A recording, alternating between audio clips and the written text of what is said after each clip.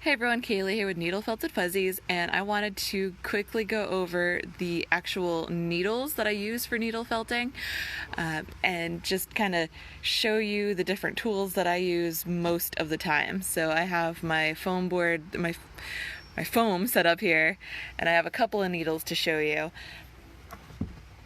And let me just take this apart real quick. So the needles for needle felting look like this, and let me see how close I can get to the camera. So if you see the end of the needle, there's a good shot. This is a 36 gauge triangle needle, and what that means is this end here is actually shaped like a triangle. So it's got three sides, and where each of the sides meet, you can see that some little cuts have been made into those points. So if you look at it from the very tip, you can see that it's triangular shape, and the 36 gauge is how thick it is. The smaller the number, the bigger the thickness. So a 36 gauge triangle needle is 36 gauge triangle shape. If you go up to a 40 gauge needle, it would be a thinner needle. And if you go to like a 32, it would be a bigger needle. They have needles in all kinds of different sizes and shapes. I mostly, 99% of the time, use 36 gauge triangle needles. This one is a 32 gauge triangle needle, so it is thicker. And you can see how much easier it is to see that, probably. But you can see the little cuts into each of the sides, each of the points of the sides of the triangle. And these little grooves are what actually take the fibers and hook them together. And that's what makes the wool go from very fuzzy to a dense wool into the shape that you want. This is called a pen tool. It actually holds up to 3 needles. And the way that you load it is by unscrewing this part here, and then you take a regular needle and you put it right down into the hole, and it comes out the other side, and this one holds up to 3. I usually see other needle felters and myself use it with 2.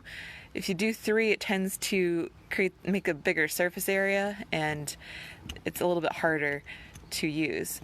So then you screw this part back on here, and if you're doing a lot of needle felting like I do, it's so much easier to use a tool like this than to try to just use the needle. This does get bothersome after a while, and we're talking hours. The other night I spent 6 hours working on a project.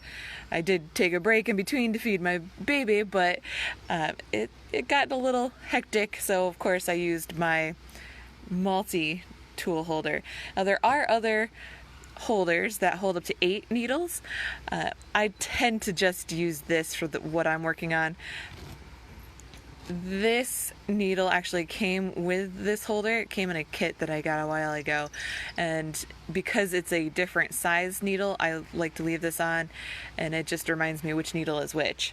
So there's that. And then the single needle holder looks like this. And this is what you'll probably start out. So what I did when I first started was, of course, use just the regular needle. And then as I got more into this craft, I got the single needle holder. And then as I learned more about the craft and I started doing even more, I got the pen tool.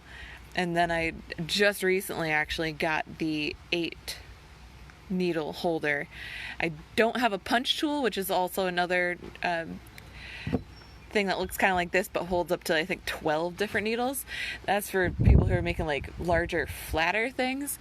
I find that the 3D pieces, you need to have just 1 or 2 needles, especially if you're working on just a smaller area, because having a big punch tool really pushes the wool into the pad and it makes it really flat, and it's harder to get a whole bunch of needles into a piece than a single needle. So the single pen tool, you actually put together, and it's kind of a weird way. So this is like a cork stopper. One side's a little bit bigger than the other, and that is the side that holds the top of the L shape of the needle. So I do that, and then I put this, actually I did that the wrong way.